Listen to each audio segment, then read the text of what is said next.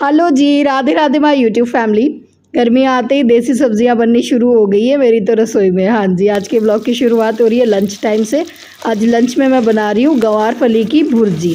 भुर्जी बनाने के लिए मैंने गवार फली को कुकर में एक सीटी लगा ली थी। एक सीटी लगानी है, ज़्यादा नहीं, थोड़ी सी खड़ी खड़ी रखनी है। और फिर कढ़ाई में डाला तेल, उसमें जीरा डाला, थोड़ी सी राई डाली और फिर जो उबली हुई गंवार फली है उनको थोड़ा सा तेल में फ्राई कर लिया। फिर सारे बेसिक मसाले ऐड कर दिए, खूब सारा लहसुन डाल दिया और बनके तैयार हो गई है ये बढ़िया सी गंवार फली की भुर्जी। हाँ जी, तो आज लंच में मैंने बनाई थी ये मस्त सी भुर्जी। सबको पसंद है, देव जी को भी, बुलबुल को भी। तो बस फटाफट लंच बना दिया था। सिंपल रोटियां ही बनाई थी, आज बाजरी रोटी नहीं बनाई थी क्योंकि आज मुझे जाना है फंक्शन में। हमारे पड़ोस में है शादी और वहाँ पे चल रहे हैं गीत स्टार्ट हो गया, मतलब शादी से एक हफ्ते पहले जैसे गीत शुरू हो जाते हैं ना, वो स्टार्ट हो गए हैं। तो आज मैं जा रही हूँ गीतों में। तो बस लंच का काम निपटाया और उसके बाद मैं हो गई थी तुरंत तैयार। तो चलिए आप लोगों को भी लेके चलती हूँ गीतों में। हाँ जी, हमारे यहाँ पे कैसे गीत होते हैं, क्या होते हैं, आप लोगों को भी दिखाती हूँ।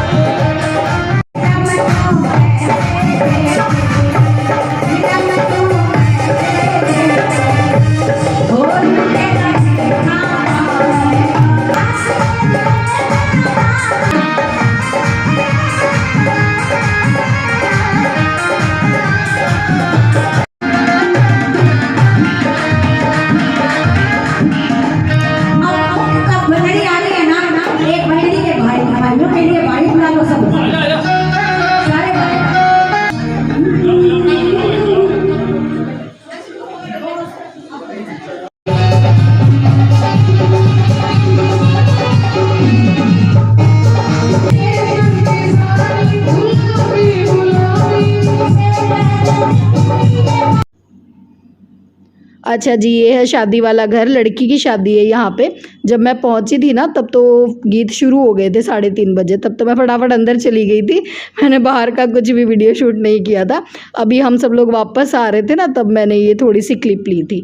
ये सब जो थी वीडियो में, ये सब हमारे मोहल्ले की लेडीज़ थी। तो ये लोग तो जाते हैं, मैं तो आज फर्स्ट टाइम ही गई थी गीतों में।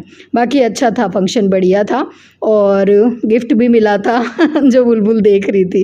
खैर जी, इधर घर पहुंचने के बाद अब मैं आप लोगों को दिखा रही हूँ ये सुंदर सुंदर राजपूती साड़ियाँ। हाँ जी, बहुत दिनों से रिक्वेस्ट आ रही थी, जब से व्हाट्सएप पे स्टेटस लगाया था कि दीदी जो राजपूती साड़ियाँ आपने दिखाई थी स्टेटस में वो दिखाइए।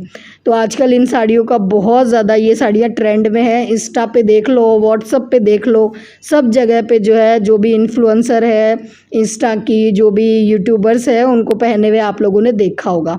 और गर्मियों में ये जो साड़ी है ना, राजपूती शिफॉन की साड़ियाँ हैं ये, तो बहुत कंफर्टेबल रहती है, गर्मी भी नहीं लगती है। तो बढ़िया है, ये साड़ियाँ सुंदर है। तो मैंने कहा चलो आज आप लोगों की फरमाइश मैं पूरी कर देती हूँ। और कलर भी सब यार एक से बढ़कर एक आए हैं, इनमें कलर भी बहुत प्यारे प्यारे आए हैं। तो ये साड़ियाँ वैसे स्पेशली मैंने देवजी को बोला था मंगवाने के लिए, राजपूती साड़ियाँ, क्योंकि हमारे घर में भी शादी है। हाँ हमारे घर में भी बेटी की शादी है अभी कुछ दिनों में, मतलब जून में है शादी। तो उसकी तैयारी अब मुझे भी शुरू ही करनी है, क्योंकि जून तो आने ही वाला है, ज़्यादा टाइम बचा भी नहीं है और जून में बहुत गर्मी रहने वाली है। तो मैं सोच रही हूँ कि इस तरह की और शिफॉन की साड़ियाँ जो है ना, वो गर्मी में सही रहेगी पहनने में। तो मैंने देव जी को बोला था, जब ये साड़ियाँ मैंने इंस्टा पे देखी थी, एक दो वो है मतलब इंस्टा पे मैंने रील्स देखी थी, तब मैंने देव जी को कहा था, मैंने कहा यार अगर इस तरह की साड़ियाँ मिल जाए तो मंगवा लो। तो पतिदेव ने मंगवा दी कहते ही तो साड़ियाँ सुंदर है, अंडर 1000 ही है साड़ियाँ, 1000 मतलब 1000 की है शायद, इस तरह की है, रेट मुझे ध्यान नहीं आ रहा है, ठीक है, आप मुझे व्हाट्सअप कर लेना, क्योंकि देव जी ने मेरे को बताया तो था पर मेरे दिमाग से निकल जाती है, ठीक है। तो एक मतलब एक डिज़ाइन तो वो दिखा दिया था मैंने स्टार्टिंग वाला, और एक डिज़ाइन ये है, देखो इसमें ये इस तरह का वर्क है, वो तो गोटा पत्ती का वर्क है पूरी साड़ी में फुल, और इसमें ये जाल का वर्क है, थोड़ा सा हैवी वर्क है, और बहुत सुंदर साड़ी है, बिल्कुल लाइट वेट है ये साड़ी भी।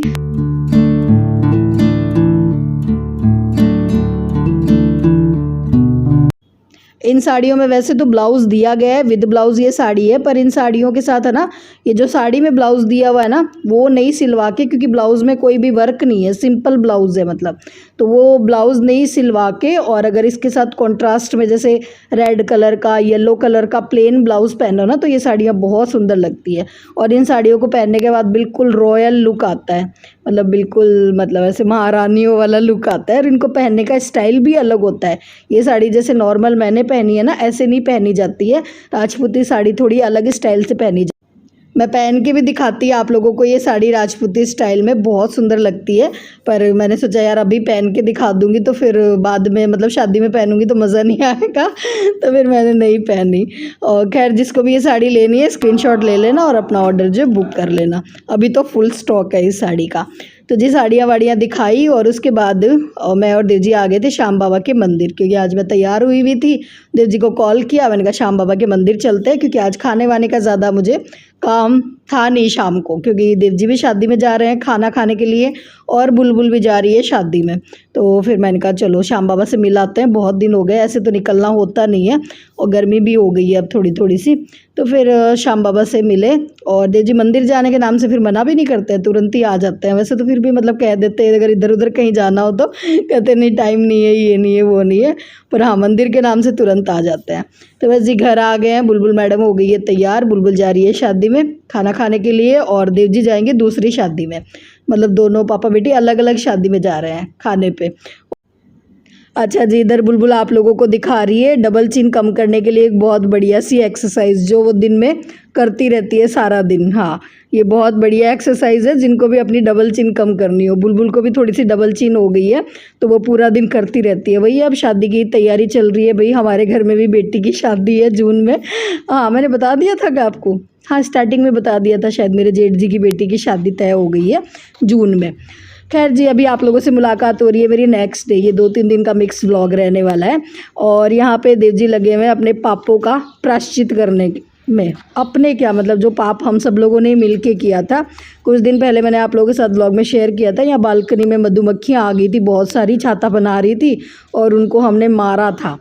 तो अब वो बड़े दिनों से मन में ऐसे हो रहा था कि यार मतलब इतना सारा पाप किया है तो कुछ करते हैं, पुण्य करते हैं। तो यहाँ देव जी ये तरबूज लेकर आए थे गाय माता को देने के लिए, तो वही है पापों का प्रायश्चित यहीं पे कर लें, ताकि भगवान फिर जो है सज़ा तो मिलनी है, क्योंकि इतनी सारी हमने मधुमक्खियाँ मारी है, पर फिर भी थोड़ा बहुत जो है पाप कम हो जाए।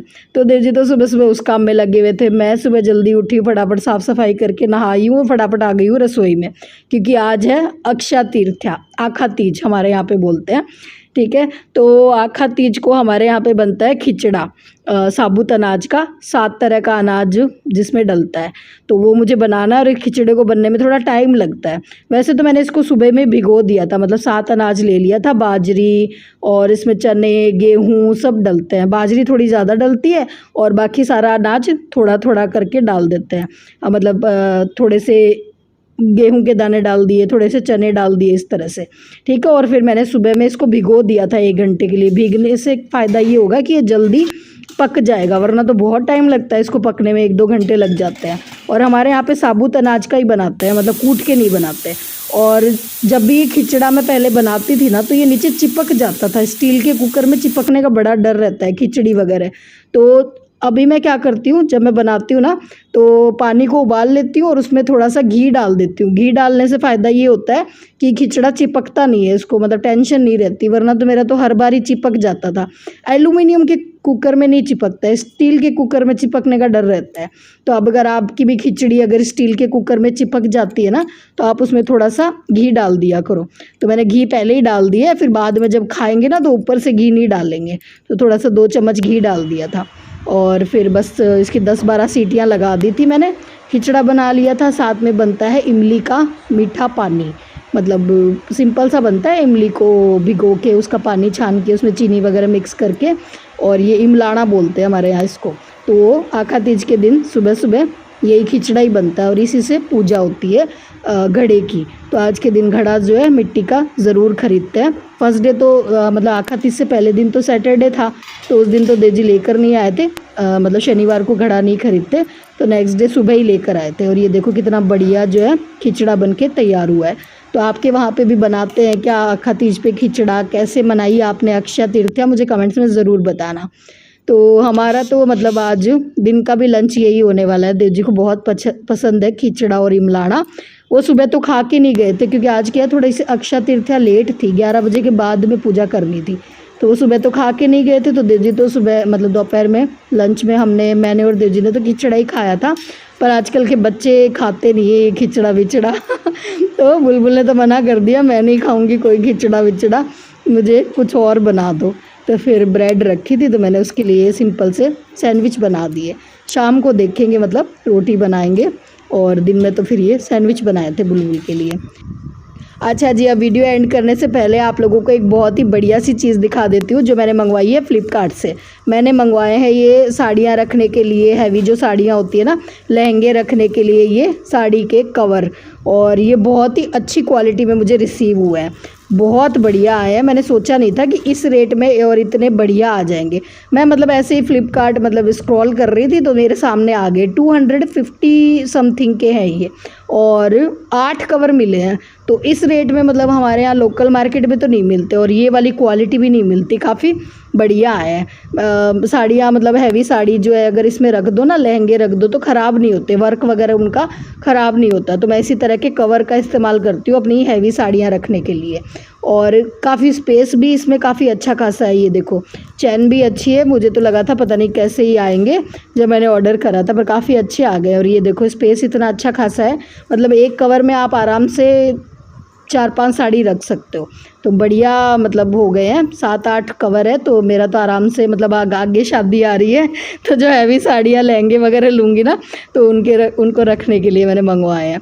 और अगर इस तरह के कवर में डाल के अगर आप साड़ियाँ अलमारी में अरेंज करो ना, तो बिखरी हुई भी नहीं रहती है। तो ये बढ़िया लगे मुझे। ठीक है, लिंक मैं डिस्क्रिप्शन में टैग कर दूँगी, किस तरह से देखना है आपको टैग प्रोडक्ट, वो मैंने प्रीवियस व्लॉग में बता दिया था। ठीक है जी, चलिए इसी के साथ करेंगे आज के इस व्लॉग को यहीं पे एंड। आई होप आप लोगों को आज का ये व्लॉग पसंद आया होगा। फिर मिलते हैं, tata bye bye, Radhe Radhe जी।